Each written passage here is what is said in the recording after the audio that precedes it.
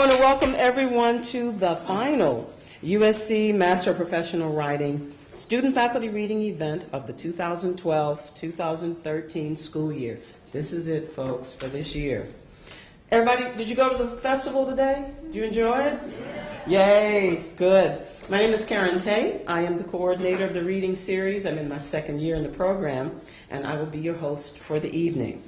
We would like to thank Howard Ho for making the Levy Library arrangements for us, and we also want to thank Rajendra Thakurati for filming the evening for our MPW YouTube page. Thank you. And the usual reminders, please shut off your electronic noisemakers. However, feel free to tweet, Facebook, whatever social media you do, please do it. And as many of you know, the inspiration for this year's overall theme was Mad Libs, and we incorporated that into Joan Didion's Year of Magical Thinking and came up with the Year of Mad Lib Thinking. Each month, we've chosen titles and quotes from a few famous writers to have some fun with. And tonight, we are featuring poet, novelist, playwright, actor, and activist, Dr. Maya Angelou, born April 4th, 1928. Dr. Angelou's best-known works include her memoir, I Know Why the Caged Bird Sings, and her poetry book, Just Give Me a Cool Drink of Water 'Fore I Die, which were nominated, respectively, for a National Book Award and a Pulitzer Prize. She has also won many awards, including 3 Grammys, the National Medal of Arts, and the Presidential Medal of Freedom. Another of her most beloved works is her book of poetry, And Still I Rise. It includes her poem, I Rise, which begins, You may write me down in history with your bitter, twisted lies. You may trod me in the very dirt, but still, like dust, I'll rise. So we've asked our writers to tell us about something at which they are doggedly, bravely, or foolishly consistent, and why, by completing, and still I blank. Angelou is quoted as saying, whining is not only graceless, but it can be dangerous. It can alert a brute that a victim is in the neighborhood. So our writers are going to tell us more about the joys, sorrows, and power of whining. Our other featured writer is another Presidential Medal of Freedom winner, Eudora Alice Welty, born April 13, 1909. This Mississippi native was the quintessential Southern writer. Her fiction included The Optimist's Daughter, which won the Pulitzer Prize in 1973. Welty stated, if you haven't surprised yourself, you haven't written. But our writers may have other ideas, so they'll complete, if you haven't surprised yourself, you haven't blank. Our student readers and special faculty reader, GINA NAHAI, have all finished these Mad Libs in their own mad way, and we look forward to hearing what they have to say. So let's get started. Our first reader of the evening is Tricia Changers. Tricia's in her final year in the program with a fiction concentration. She's a single girl, and she says, I meet crazy men, leeches, lazy men, and bores, and still I hope for love. I see broken hearts and lonely people, and still I hope for love. I spy a couple laughing together, and I think, finally, love. You keep hoping for both of us, girlfriend. As to whining, Trish says, I worked with lawyers for 10 years. I have no tolerance for whining. And no, you can't have free Lakers, Ducks, Dodgers, Angels, Kings, Giants, or A's playoff tickets. Trish says we may not know that she likes to golf. And she's getting to be so good at it, she may start keeping score soon. Ladies and gentlemen, Tricia Changers. Well, thanks, Caron, and I want to thank all my friends that are here tonight. I really appreciate you coming out. Before I tell you this story, I need to tell you that this morning it snowed in Ohio. And that's just to get you in the mood for my story. So even though I'm a fiction concentration, I'm going to read a personal essay today, and it's called The Desperate Sales Elf. Ever since Fred Gailey proved that Kris Kringle was the real Santa Claus, I've always been a fan of Christmas movies. But truth be told, not even I was prepared for the number of movies I found myself watching a couple Christmases ago, back in the Midwest, with my parents tucked into their respective couches, in our family room, a la Grandpa Joe and Grandma Josephina in Willy Wonka and the Chocolate Factory. In the overstuffed lazy boy in the corner, I found myself being lulled into the warm embrace of Hallmark Channel's Countdown to Christmas, which turned out to be the gateway drug to ABC Family's 25 Days of Christmas. And that haven for single women, Fa La La La Lifetime. And of the 14 all-new Hallmark Channel original holiday premieres, I may have in fact watched 1 or 2 or 5 or 8 movies total. Yes, in case you're wondering, as you know, I am single, but to quote my favorite stop-motion animated Christmas special, my online dating adventures have often left me feeling like I live on the island of misfit men. Now, I know it's not popular or erudite to admit that I watch such movies, but to put things in context, my parents had both been very ill. My father had finished radiation for a recurrence of prostate cancer a couple months prior, and my mother was still recovering from an extremely rare congenital aneurysm in her liver. Just a few weeks before, I had found myself hurtling through space back to Ohio on the last flight out of LA, not knowing if my mom had made it through the surgery. But she did, and after you go through an emergency like that, I've got to be honest, you're not really in the mood to watch meth dealers, zombies, or serial killers. And as amazing as those shows are, when you almost lose your parents, all you really want is to believe in Santa. So we settled in for a night of holiday merriment, when somewhere in the middle of one of the movies, something peculiar happened. During one of the commercial breaks, I found myself watching video of a camera panning across a pastoral rose garden and fountain, with the following calm voiceover. Have your parents been ailing? And as you know, they had. I glanced over at my parents and realized that their eyes were completely closed. Now, 2 seconds ago, they were up and commenting on the story. Dad and I were reminiscing about my favorite James Bond, Roger Moore, who was, in fact, playing the grumpy grandfather in the film. Let me assure you that they were just as interested in seeing if Jules would become the Princess of Castleberry as I was. Honestly, it wasn't just me sitting there watching on my own, really. Returning to the screen, I noticed that the video was now focused on a brick house with budding purple rhododendron surrounding the front door. That's when I figured it was one of those senior housing assisted living complexes. But then I heard, "We at Final Resting Place Funeral Home stand ready to assist you at any stage of the planning process." Now, having sold television advertising at one point in my career, I happen to know that it's a difficult job. And I loathed our Monday morning meetings where we had to go around the room and explain how many sales we did or didn't have and which leads we were going to follow up on that week. But exactly how desperate are things over at the Hallmark Channel that they think it's a good idea to let a funeral home air commercials in the middle of A Princess for Christmas? Who's looking at their parents over a Christmas brown sugar ham and cheesy potatoes with that crunchy cornflake topping and thinking, gee, Dad's looking a little peaked. I think I better plan his funeral now. The commercial ended with a picture of a real-life Guy Smiley, who looked like he should be showing you a 4-bedroom, 2.5-bath ranch in Irvine, and not an 83 by 28-inch casket with blue silk that matches your mother's eyes. "Mom," I shouted, "did you just see that?" I was just resting my eyes," she replied, eyelids flickering in the white light of the television. Crap. All right, I was watching this movie alone. I told her about the commercial. She nudged Grandpa Joe awake, which led to a hyper-vigilant watching of the remainder of the movie. But alas, they did not repeat it. So just to prove that I was not crazy, I had to watch the next film, the Hallmark Hall of Fame feature Silver Bells. But nary a casket was seen. Had I dreamt it? Had they only bought one ad spot? Had the desperate sales elves at Hallmark come to their senses? During the next few days, the challenge was on, and so was Lucky Christmas, but again, no commercial. And so it went through cooking and cleaning and tree trimming to Mrs. Miracle, Battle of the Bulbs, and Trading Christmas. Was it time to admit that I had been resting my eyes too? Then somewhere between Christmas magic and the Christmas pageant, I heard Final Resting Place Funeral Home is proud to announce the opening of its party center and lounge.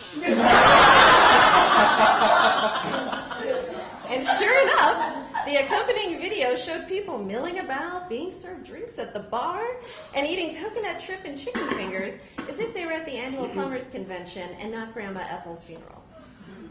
"Mom, Mom," I cried. As she propped herself up higher on the couch pillows, we heard, "Our new center is conveniently located next to our extensive gift shop." Did she just say gift shop? Who is stopping at a funeral home to pick up gifts? How often do you turn to your husband and say, "Hey, honey, I forgot to get a Christmas gift for Uncle Clyde. Let's swing by the funeral home and pick him up something nice"? Do you think he'd like an urn, for when the house outlives him? Although, depending on how you feel about your uncle, maybe you would. Then, just as the commercial was coming to a close, I heard, "Our full catering menu is perfect for all your funeral and non-funeral events." I'm sorry, did she just say non-funeral events? Who on earth is having a non-funeral event at a funeral home? Would you tell your daughter, "Honey, good news, we found the perfect venue for your Sweet 16. It's our local funeral home." Or, "Hey, Dad, we're going to celebrate your 90th birthday at the funeral home. Just to get you used to the idea." Maybe we can do some casket shopping while you're there. What's next? Your son's 8th birthday party, your daughter's wedding, your retirement? And actually, my graduation is coming up. At that point, I was, of course, feeling vindicated. But more than anything, I desperately wanted to talk to the head of local ad sales at Hallmark and ask him, how behind are you with your annual goals that you would allow 2 funeral home ads to air in the middle of all this Christmas magic? At no point in the middle of a holiday engagement do the characters plan their engagement party at the local undertakers. Listen, the whole point is that you're billing yourselves as a warm, safe family environment where pesky things like death do not exist, or if they do, becoming a princess or a magical angel makes up for it. Thankfully, I am no longer a sales elf, but instead a tutoring elf at USC's Writing Center. I often caution my students against using logical fallacies in their arguments. So I know that I can't say that watching Christmas movies is curative. All I know is that we were all together again this past Christmas, enjoying more movies and a little Downton Abbey. So maybe, just maybe, there really is a Santa.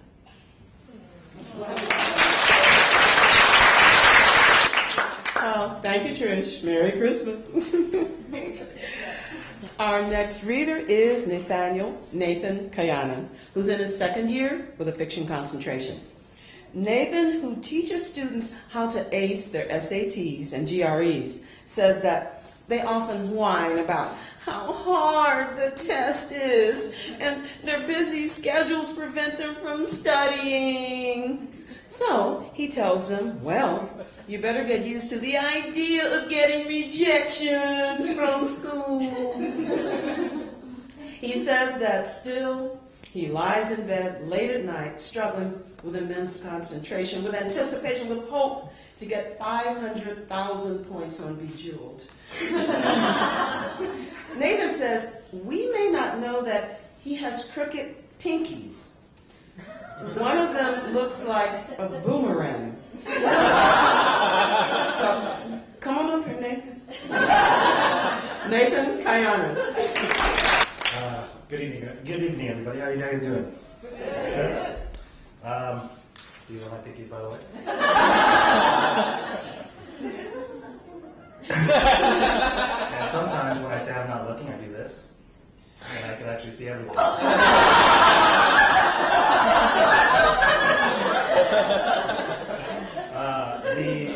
The piece I wrote is actually a condensed version of something I've been writing. It's called The Comedian. It bothered Marcella to see us brother Andres hold up their father as they made their way down the narrow aisle of the comedy club. Even though he already knew that their father was coming, Marcelo could not comprehend after all their father had put Andres through, after disowning him for being gay, why Andres would be able to forgive him, let alone take him out to watch the legendary Filipino comedian Ty Maldonado. It had been 2 years since their mother had died, and Andres explained to Marcelo when he first proposed the idea of going to the comedy club that their father hadn't been out much, and that he was often depressed and lonely. But as Marcelo waited for them to make their way down to their table, he could not help but feel irritated. In front of them was a group of young men, 4 of them, perhaps in their late 20s, a little older than Marcelo. They wore designer shirts, Calvin Klein, FUBU, mandatory swag for Filipino men, draped over their big bellies and broad shoulders, gold chains around their necks, and stainless steel watches that were 2 sizes too big for their wrists. One resembled an oversized infant, with a basketball for a head, and a face that looked like it was being pulled into the center. He howled and barked at the stage, cackling to himself and peeping back at his friends, whose heads would bob up and down because they thought they were cool. Their father kneeled forward in his chair, gravity pulling down his face. "What is this?" he said in a thick accent. "What do you call those boys, Andres?" "Douchebags, Dad." Andres said as Marcelo sat across from them. "We call them douchebags." Their father nodded and laughed as the lights dimmed. When the curtains were pulled open, the first comedian, the man who was tasked to warm up the crowd, hopped up on stage. He was short and soft and wore a checkered sweater and tight brown pants. After his introduction, the comedian said in a voice that was light and feminine, "You know, people look at me and ask, what kind of Asian are you?" Marcelo could hear laughter and applause. "What kind of Asian are you?" He leaned forward and squinted his eyes. "Well," the comedian continued, "as a matter of fact, I'm half and half. I'm half Filipino and half Filipina." Marcelo could hear laughter and applause echo throughout the room, which made him feel proud. The comedian curtsied. It pleased Marcelo to see that there was not only a Filipino man on stage, but a gay one. He looked over to his brother, hoping that their eyes would meet. He would nod at Andres to seek his approval, but Andres would just sit there, next to their father, both of them smiling in their own perfect reverie. Marcelo sunk back into his chair. "Well, it's good to be here at the Improv at Irvine," the comedian said, "also known as Rich White People Town." He puckered his lips and pulled back his shoulders, which made Marcelo's belly ache from laughing. But then he noticed all the men at the table in front of them sat stone-faced and quiet. One stared down at a menu, focusing a little too closely, even seemingly annoyed by the comedian's voice. Basketball Head fingered his cell phone, the bright LCD blaring back against the darkness, shaking his head with every punchline the comedian made. Marcelo concluded that it was his goal to laugh at every joke the comedian told. He laughed even if they weren't funny, even if they were vulgar, even if he could not hear or understand what the joke was, because to him to laugh was to be brave. But soon he realized that it was not just that table in front of them, but rather many throughout the room. They folded their arms and stared at the comedian as if it was polite enough to just stare, to hold back their disgust. And Marcelo could see that this became apparent to the comedian. At times he would clear his throat and wipe his sweat as he went from one joke to another. "Don't tense up, assholes. They're only jokes," the comedian said as he wiggled. Marcelo felt dizzy. He looked over to his father, who too was not laughing, but rather crouched forward, taking deep, heavy breaths as his brother leaned toward him and whispered something into his ear that Marcelo could not hear. "I guess I'll do it alone," Marcelo thought, half joking, half serious. When the comedian told the joke about the Filipino lady and her gay dog, and the one about the banana and the saran wrap, there were a few like Marcelo who did laugh loudly, like an army banded together. The comedian was practically yelling his jokes at the crowd, but throughout it all, Marcelo could not help but admit that this guy was just not funny. "Okay," the comedian said, "I'll leave you with one joke. What do you want, dirty or clean?" "Dirty," the audience yelled back. I knew it. I knew it. You guys are dirty little bastards, aren't you? He said, his eyes filled with anticipation. Basketball had stood up, as did another one, and they made their way down the tight aisle, which pleased Marcella, who stared back at them as they passed by. Okay, well, the comedian started. You see, I was talking to this guy, right? And I asked him to kiss me. And he said no. He nodded his head confidently. And I looked at him, just baffled. Baffled. Marcella smiled. This was going to be the joke that wins everyone over. It has to be. To Marcella, this would be a victory. So I looked at him like this. The comedian's eyes widened. And I said, "You would lick chocolate off my ass, but you won't kiss me?" He began giggling. But there was no laughter among the audience. I say it right now.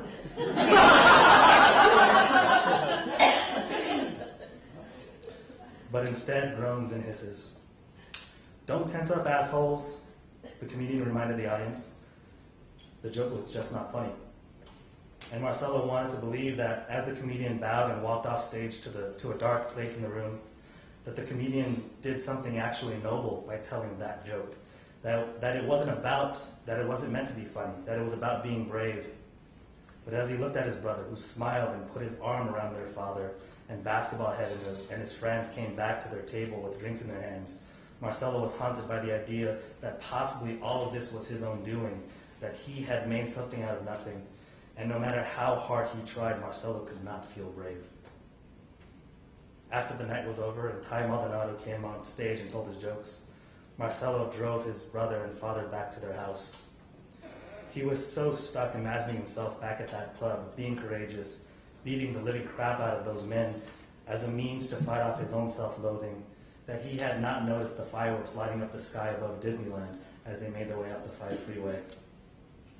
When they got back to their father's house, Marcelo exited and walked around the car. "Oh, hey, nah, it's okay," his brother said. "I'll take care of Dad. You go home." His brother was already out, leaning into the car, pulling out their father, who wobbled out. "Let me help," Marcelo said. "It's okay, go. It's late. You got work." Marcelo stood there watching them walk up the steps to the house. It's so easy, he thought, to be angry at Dad for all his shortcomings, his mistakes. Marcelo rested his elbows against the roof of the car and recalled the night his brother came out. Marcelo remembered how he was sitting on the couch, a Tom Hanks movie playing on the television, while he looked at a stain on the floor quietly as his father yelled at Andres, who was crying right in front of him. Marcelo remembered how for years he would let his father rant on and on in the kitchen table about how selfish Andres was, how little he cared about the family to have put such a burden on them. Marcelo would quietly eat his eggs as his father would quote the Bible, even though he did not go to church much, and slam his hand against the table, making the plates and silverware rattle. I should have stood up for him, Marcelo thought. I'm his big brother, and big brothers always stand up for the little brothers. But he was too much a coward, and it took their mother dying for their father, startled by the fleetingness of life, to beg his brother, to beg his son to come home. And his brother, gracious and kind and loving, not only forgave their father, but moved back home to care for him as he got old and weak. And in a way, Marcelo envied Andres. So as he stood there staring at his brother one step below their father, saying, "Careful, Dad, one step at a time," Marcelo, as if for the first time, began to understand what it truly meant to be brave. Thank you. Thank you, Nathan. Our third student reader, Ryan Price, will begin her second to last semester in the fall with a fiction concentration. As hard as she tries to change, Ryan says, "And still, I let my cat sleep on my face." Because otherwise she'd get insomnia, right? Ryan is a fan of whining, which she finds is a perfectly respectable strategy, unless you're trying to use it on her. And she tells us, if you haven't surprised yourself, you haven't been to Comic-Con. Please welcome Ryan Price. Thanks, Karen. And thanks everybody everybody for coming. It's really excited to see everybody here. So I'm going to be reading a short story, fiction, very short. It's called Solitaire. The engagement ring should set you back at least 2 months' pay. Everyone knows that, Casey's sister had told him, when Adam went to her with his proposal plans. Since he was unemployed, his yearly take-home amounted to a respectable $0.00. He figured that meant he was allowed to twist a piece of tinfoil into a circle and call it a day. The marquee cut, sir, with a flat band, the jeweler told him. The man had cap teeth and a red silk pocket square. We have it in yellow or white gold, of course. Or perhaps you'd like to consider platinum? This ring was not foil. Adam slid a few feet down the case, trying not to smear his palms on the glass. He pointed at one that looked sort of nice. What about that? He said. 3 from the front, on top of that green pillow thing. Casey liked green, so... Oh, yes. Excellent choice. This one is quite stunning. The man across the counter stood a few inches shorter than Adam, but he seemed to grow as he lifted up the second ring, without the green pillow. The pillow didn't come with it, it turned out. May I ask, sir, what kind of jewelry your fiancé normally wears? Maybe that would help us narrow it down. He said it as if narrowing things down was the reason he got up in the morning. Adam wished Casey's sister were here.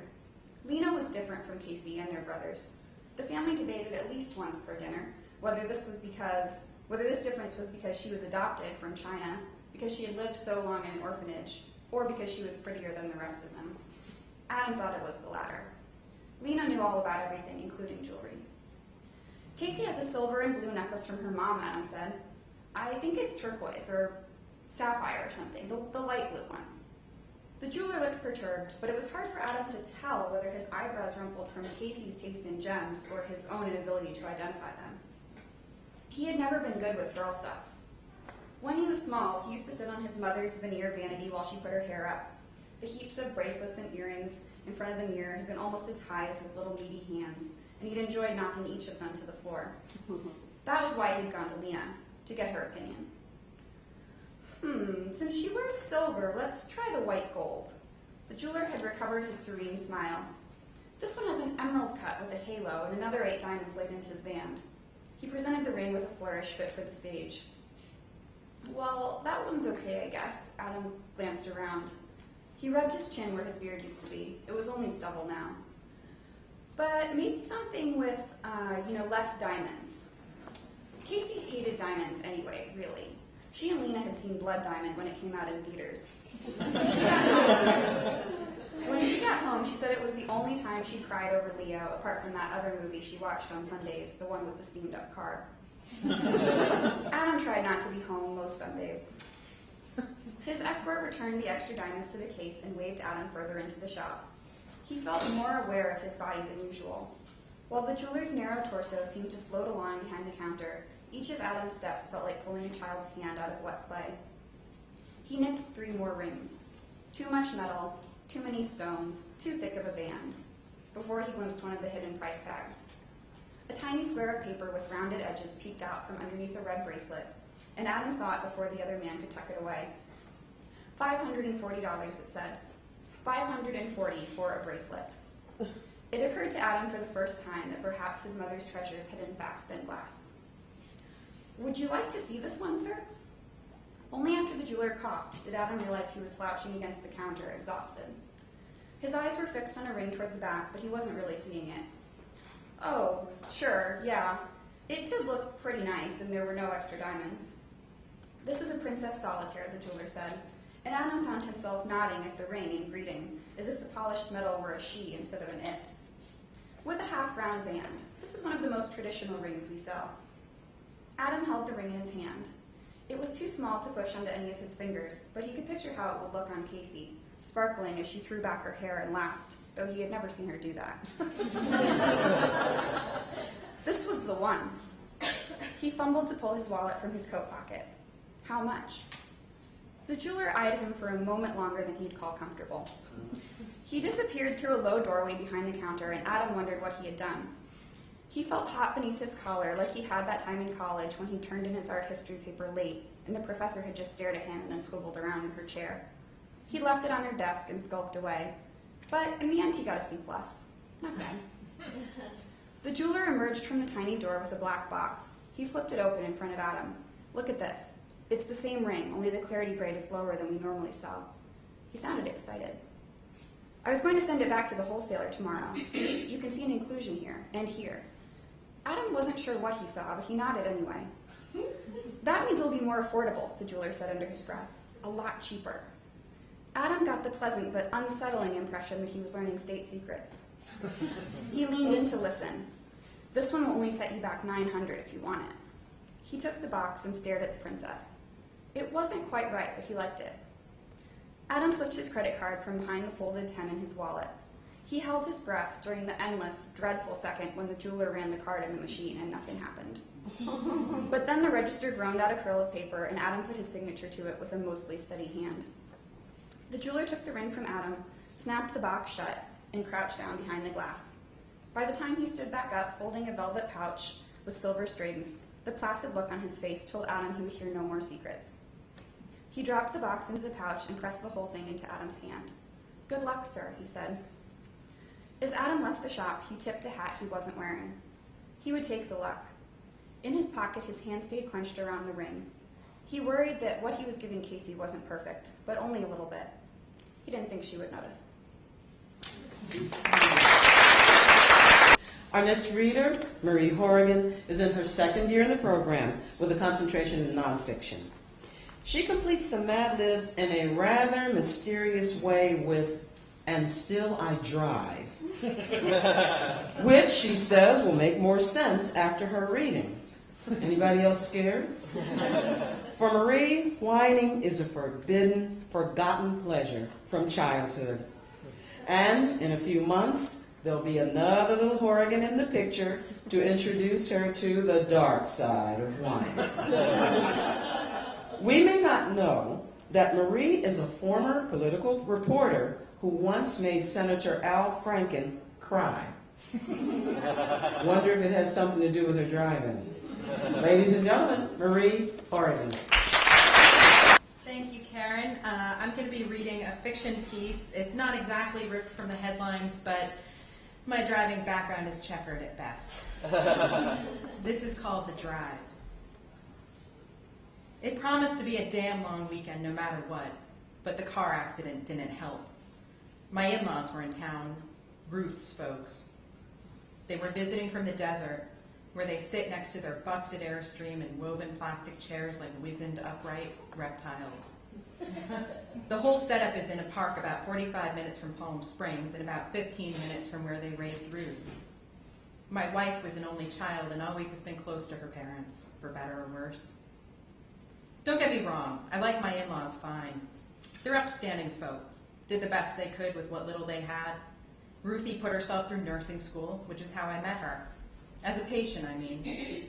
She was working the neuro rehab place I was in, recovering from a motorcycle accident, and I started calling her my guardian angel. That time, the edge of my bike's back caught on some sand.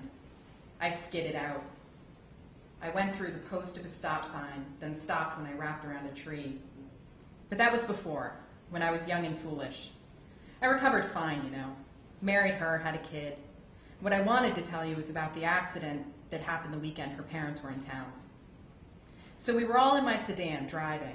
I have one of the newer model Chryslers, and it makes for a very comfortable ride, even with 4 large adults and Michael, our 11-year-old son. I was behind the wheel. Chuck, my father-in-law, was in the passenger seat. Minnie, that's my mother-in-law, was behind me.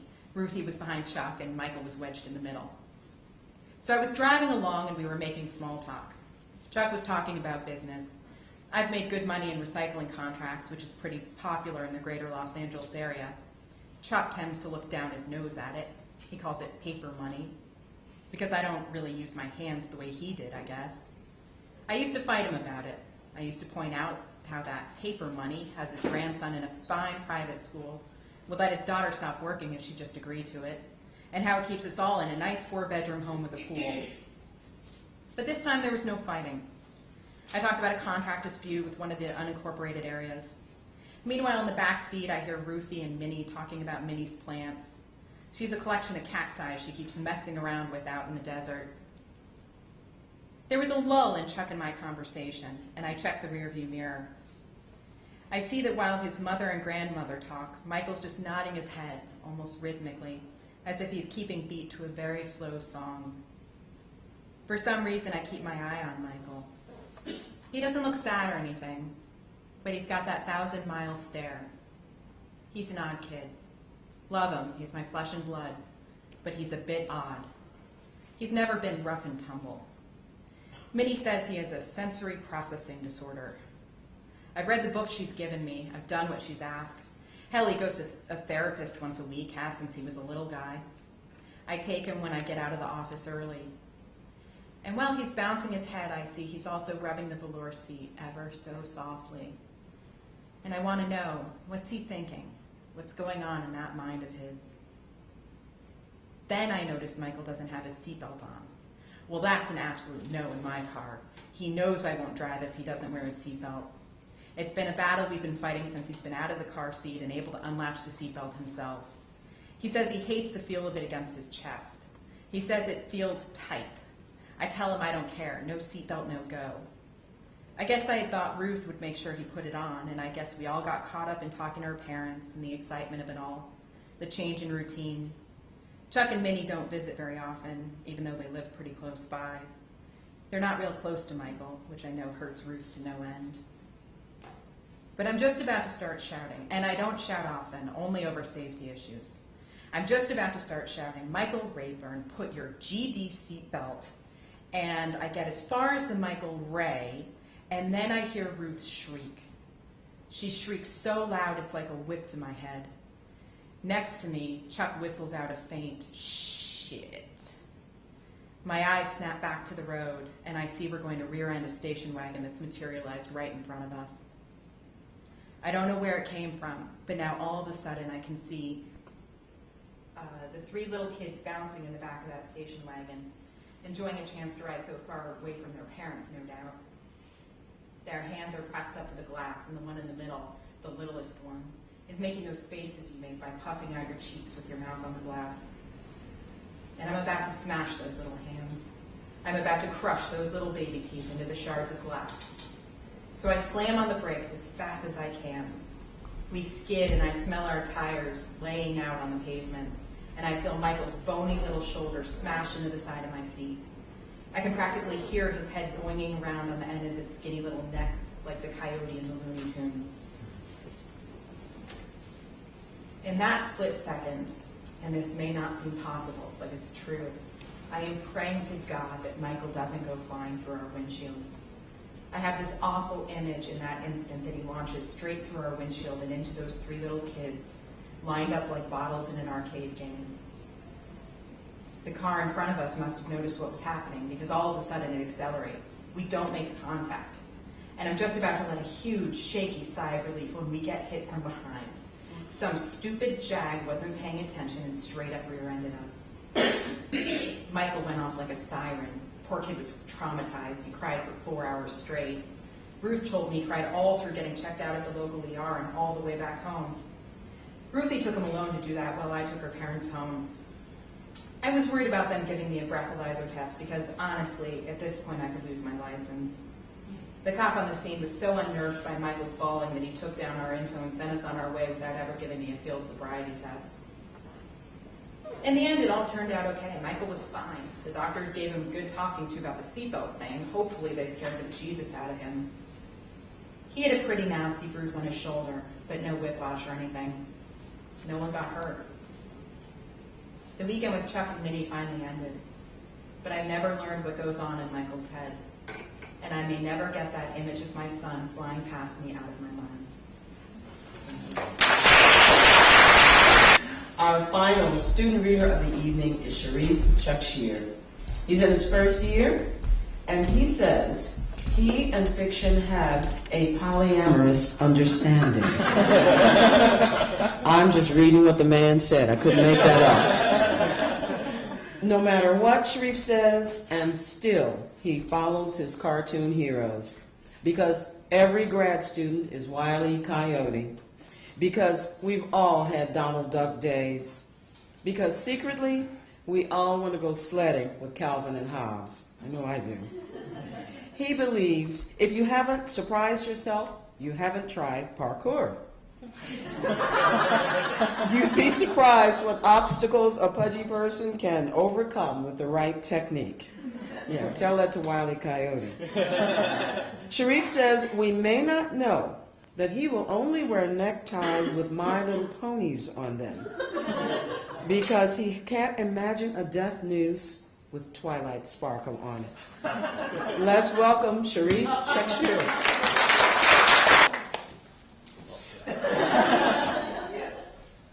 So I should probably bring out what I'm going to read, shouldn't I? So they say you should walk before you run and learn the rules before you break them. One of the cardinal rules for humor are essentially the rule of threes, and then probably the next biggest rule is you land on the funny.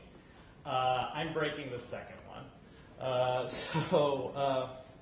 So now that you know that I knew it, now you can know that I broke it, not because I suck, but because I actually have like a thing. Okay.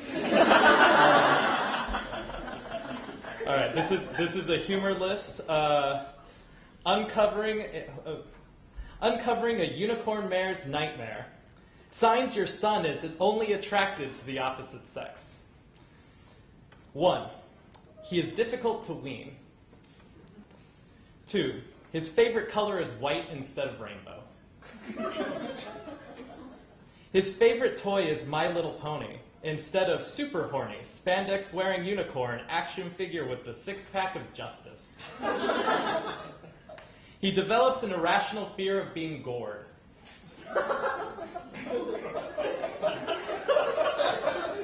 Calls from his PE teacher regard your son's aversion to contact sports, not showering after class, and letting girls ride him around the track. His forelock is elegantly disheveled, and he didn't spend an hour in front of the mirror making it look that way. He tells obvious lies about his sexual experiences. One time, I was giving this guy a hand job. They have hooves. Yeah. He follows females around outside of breeding season, and his offspring have unusual birthdays. He never finds a nice male to marry, but has a long-term female roommate who shares his one-bedroom apartment and his interests. Oh, I guess that one does land on the funny. Okay. All right, so the rest of what I'm reading is poetry. My aesthetic with poetry is really that essentially poetry tends to be seen, like there are two misconceptions of two different art forms. Cartoons and comics are seen as such a low form that they're not even worth touching. And poetry is seen as such a high form that nobody can even relate with it. And I kind of see one as a forest fire and the other one as a flood. And so when I write, I kind of channel aqueducts of one into the other to put out both of them. And if that experiment doesn't work, then I guess that's it for my career.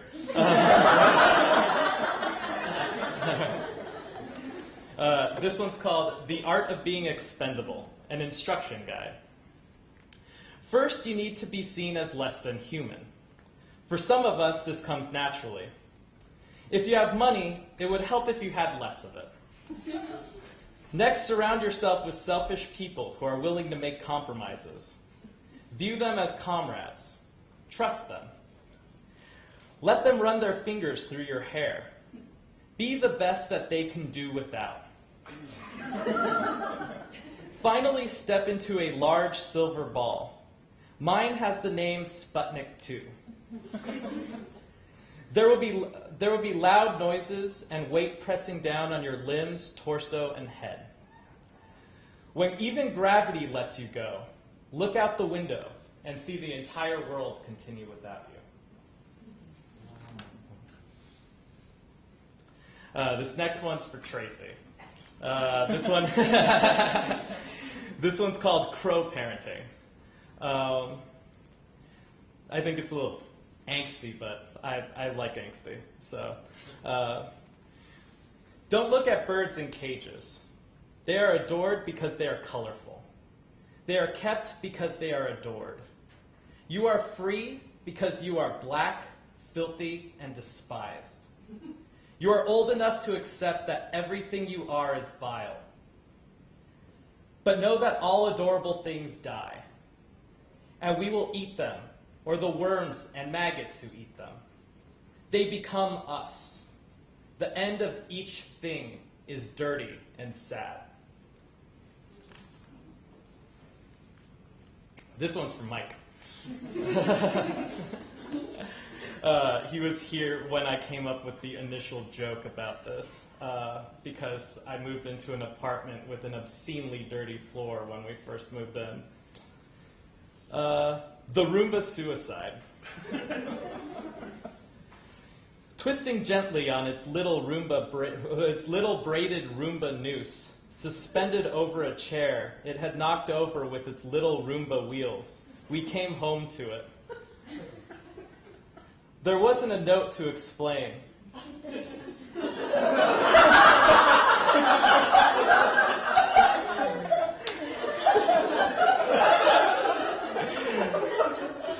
So I searched for a reason out loud. Maybe we shouldn't have fed it from the table. And it wouldn't have killed us to sweep from time to time. Or remember its birthday. Not unfamiliar with death like this, Ellen touched it. She slipped the nylon collar off the cleaning robot's corpse and held it against her body, wheels leaving track marks on her breasts. He couldn't take it anymore, she said, banging his head against the wall, trying to find a new direction.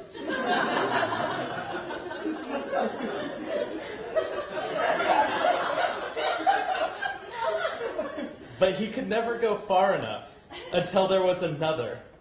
Running the same paces so many times, he realized it was all a big trap. So he escaped, leaving me to clean up everything again.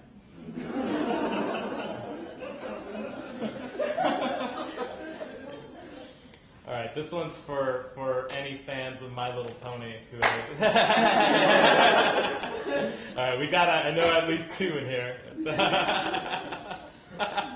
Don't shake your fist at me. Unless you're going to give me a bro hoof. Okay. All right, this one's called Best Pony. I was also considering titling it First Date Questions from a Brony. Okay. Which pony is best pony? Pegasus or unicorn? Would you rather use magic or fly? Can you use magic to turn into something that flies? Would anyone want to be a regular pony that can talk? Did Mr. Ed enjoy his existence? Do you think Equestria has a history of apartheid and genocide? Can you imagine separate drinking fountains and borders for unicorns, Pegasi, and earth ponies? Or do you think they separated them by color, having Pinkie Pie districts and Blue Mare groups? Would they have little pony ghettos and little pony work camps, overseen by little pony fascists? What would they call them? Concentration corrals? Or glue factories?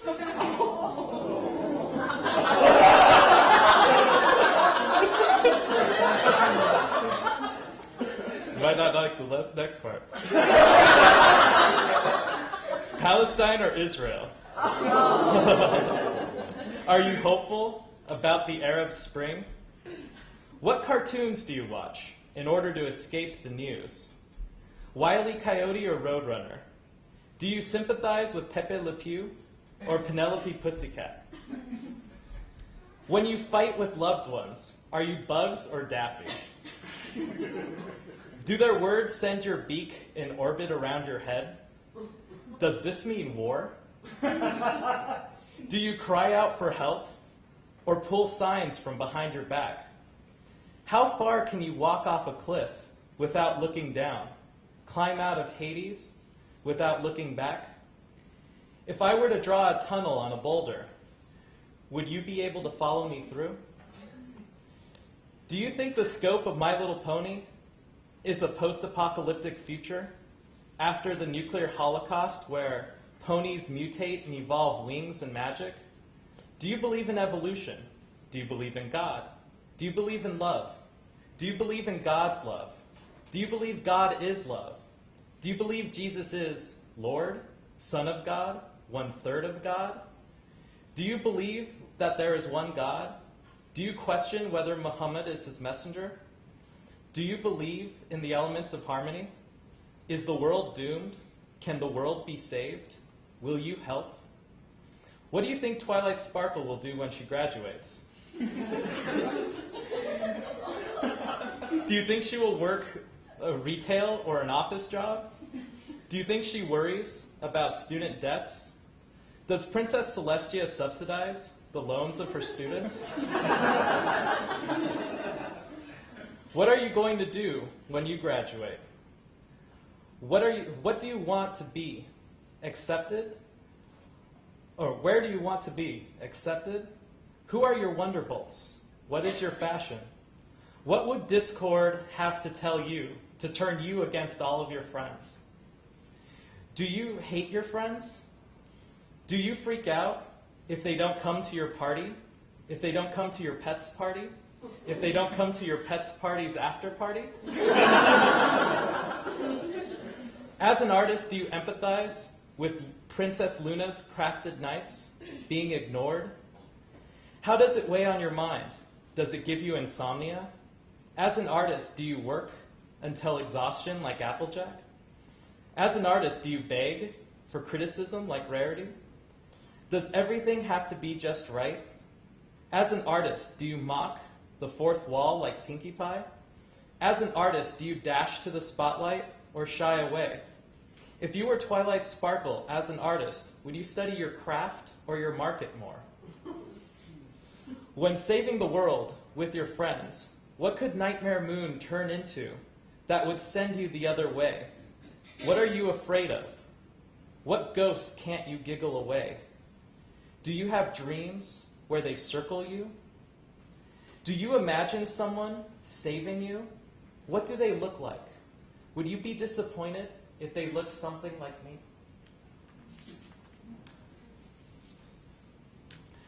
And this last piece is a prose poem. I had trouble reading that one because my aesthetic for line breaks doesn't lend to reading out loud. It's more for reading on a page. I like to make it so the lines say two things at once, and it's hard to do that out loud. All right, so this is my last piece. How to treat your ideas. So you have this idea that you've caught between your fingers. You cup it gently so that it doesn't melt out. Your thumbs cover the top so that it doesn't float away. You peek inside and you see that you have something amazing here. Something beautiful. It is something invisible that you believe in. Something that will change the way other people look at the world. You've seen what other people have done with ideas. They chew them up and spit them out on people. They put the ideas under their shoes so that they can feel taller. They roll them up into tennis balls and lob them at each other, smashing each other's down with rackets. They put signs in front of their house that read, "Look at me and the brilliant idea I have."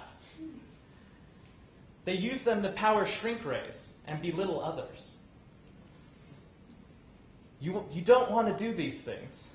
This invisible thing is the most violent shade of blue you've ever seen. You want to show it to people, but you're afraid that they won't care to see your idea. They might hate it because they didn't have enough ideas when they were young. They might hate it because it is the wrong color, or simply because you are the one who has it. They might crush it in between your palms, leaving you with idea goo between your fingers and under your nails as you go dripping to the sink to wash your hands of it. You think that maybe you should let it go, but it is pretty and yours and deserves a chance to make other people happy. This is what ideas want to be. They crave to be something people can love. They are pathetic in this way. They are human in this way. This ethereal, fragile, invisible, colorful thing needs you, and people will respect you for how well you take care of it. Thank you. Thank you, Sharif. Not bad, my little pony. All right. Before we move on to our MPW faculty reader for the evening, let's take a moment to thank whoever of our faculty is here. I see Dinah Lenny back there. And I know Richard was here as well, and he had to leave earlier, but Bridget Mullins is right there, head of our program. And one more that I'm going to talk about right now, our faculty reader for the evening, GINA NAHAI. She was a fiction major right here in the MPW program. She also has a BA and an MA from UCLA in political science. She writes both fiction and nonfiction, and her award-winning novels have been translated into 18 languages and have been selected as best books of the year by the Los Angeles Times and the Chicago Tribune. They include Cry of the Peacock, Moonlight on the Avenue of Faith, Sunday's Silence, and Caspian Rain. In addition to her monthly column for the Jewish Journal of Greater Los Angeles, her writings have appeared in the San Francisco Chronicle, Los Angeles Magazine, and the Huffington Post. GINA says, and still I wait for that call from Sweden. The Nobel Committee, right? I think it's coming. I see it. On the subject of whining, she explains, I don't whine, I fight. I tell my students they must do the same. I was in her class. I can vouch for that. When asked about something we may not know about her, GINA says, the reason they don't know it is that I don't want them to know it. Which allows us to imagine pretty much anything we want. Ooh, GINA. Ooh. Ladies and gentlemen, GINA NAHAI. So I've got to say, you guys, honestly, I am just so bowled over by how fabulously talented you are. And the readers tonight, I know there are people in this audience who didn't read, who are incredibly talented and have beautiful, beautiful books that they're working on. Hi, JJ. But those of you who did read, I am so impressed and so thrilled that I get a chance to read your work. I really, really am. Hopefully you'll invite me to your book parties.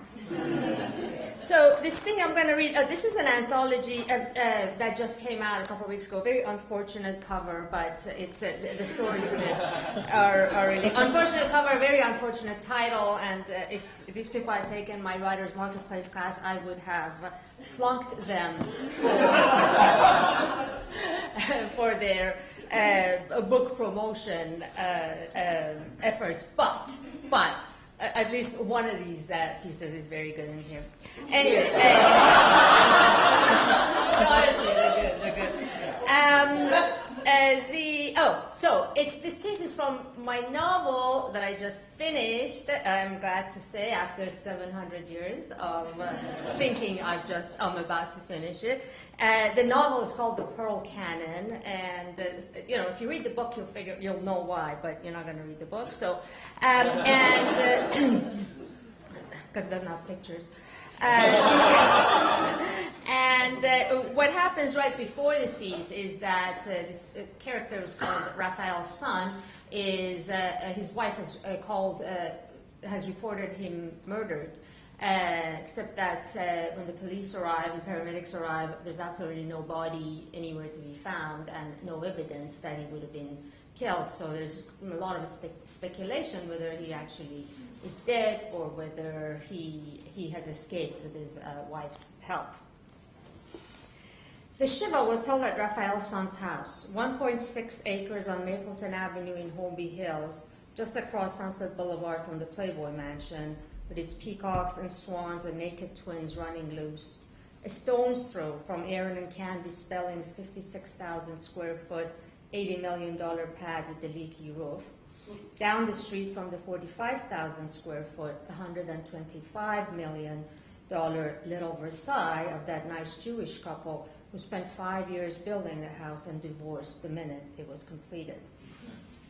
Every afternoon for 6 days, the seventh being Shabbat, Raphael's son's house was filled with callers who arrived for the reading of the Minha.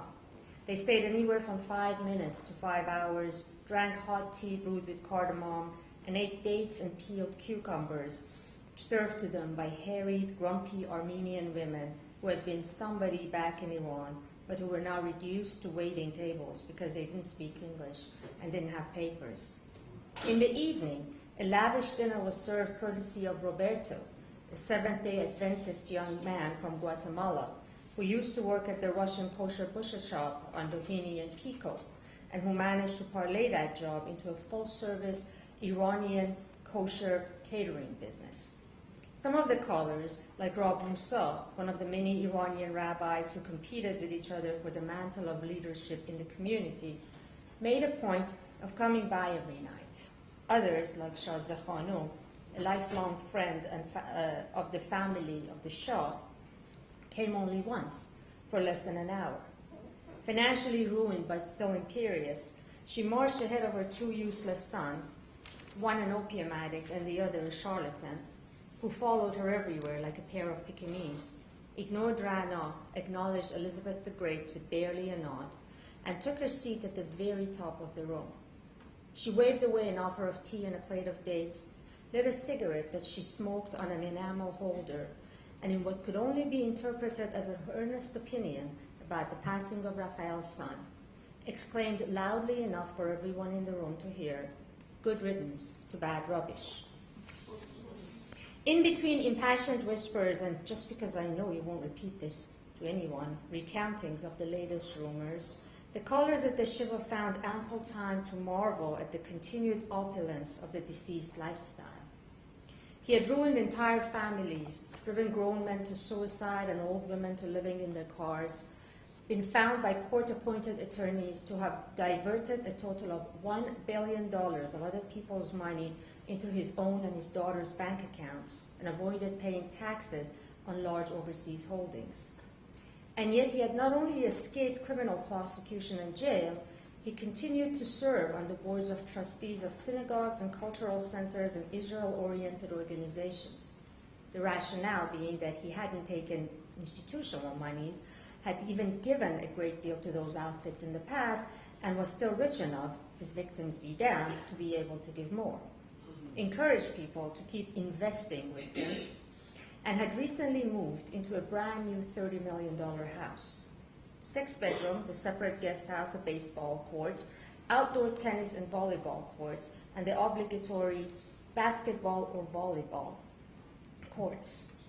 And needless to say, no one in the family played basketball or volleyball, too American, or tennis, too wanna be oh so white, or use the pool. The sun's bad for you, and besides, that's what Hotel du Cap in the south, meaning the south of France, is for.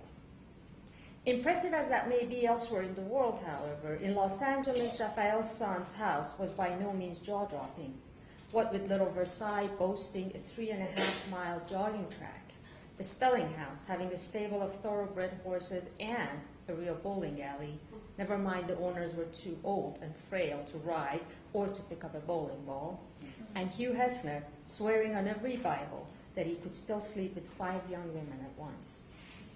This, the house's relative mediocrity, had irked Raphael's son while he was alive, and it would have enraged him had he been present at his own Shiva. To outsnob the snobs, he had made a point of telling people he had chosen the property because of its simplicity and hominess.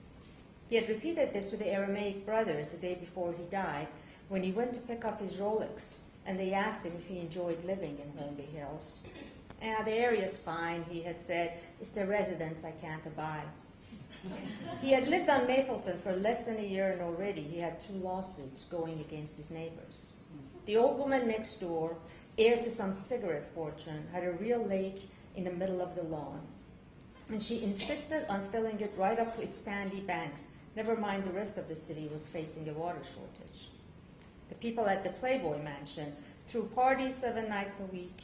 They blasted the music as loud as it would possibly go, let their guests just park their cars in the middle of the street, to hell with anybody who may want to cross it.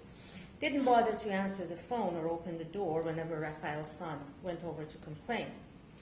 And you're naive if you think the police were any help. They actually looked forward to being called to Hefner's door. They got to stand around in the foyer and wash naked bunnies, throw back a couple of apple martinis, leave with a nice tip from one of the mansion's many good-looking gay gatekeepers. Raphael's son had sued the cigarette lady and Hugh Hefner, and he was about to sue the Department of Water and Power as well. I feel like I'm living in a third world country, he told the Aramaic brothers. One person hoards all the water, the cops are on the take, and I have to buy my own generator or sit in the dark at night. The Aramaic brothers listened to Raphael's son and offered their sympathy, but they had been around long enough to know what really bothered him about his new neighbors in the city. They had lived in Russia and Israel, Iran and America, and everywhere.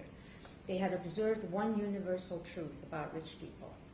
More than anything in the world, the very rich fear being less rich than someone else. They're so used to having more than most of the rest of the world, they can't stand the thought of having less than even a handful of others. They draw such satisfaction from being treated differently, being considered special. They are mortified when even a single person beats them in the who's the real son of God competition.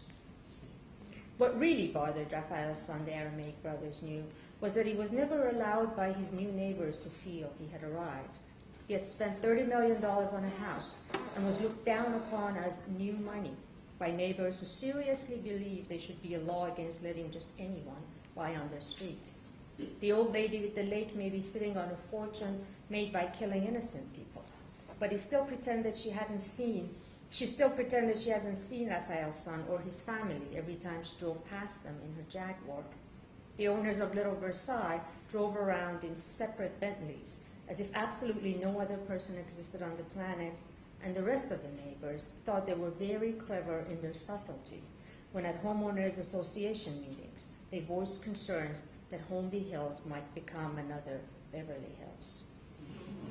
And the Aramaic brothers also knew Raphael's son's history, remembered him from the time not so long ago really, when he had stood at the door of every shop on Ferdowsi Avenue in downtown Tehran, a portly young boy wearing wool pants in the dead of summer, because that's all he owned, sweating from the heat or shame, or perhaps both, holding his mother's hand as she retold for the 100th time the story of how her son had been denied his inheritance by her late husband's family.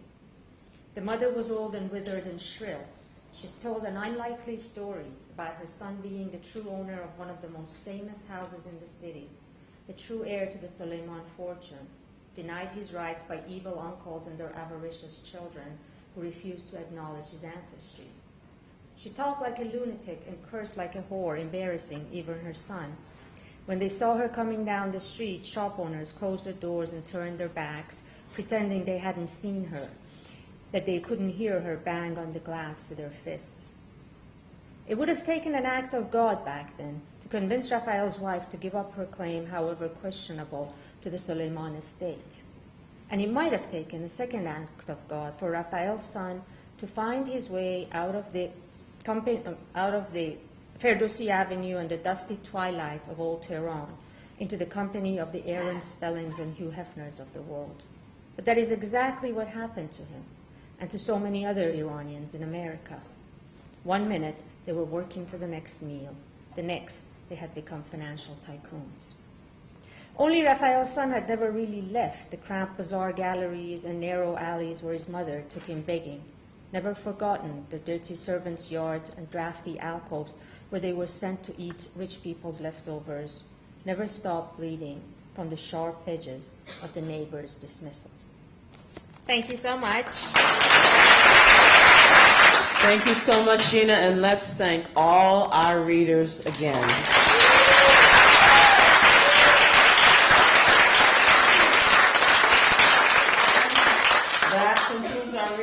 the 2012-2013 school year. We want to thank Howard Ho again and Levy Library.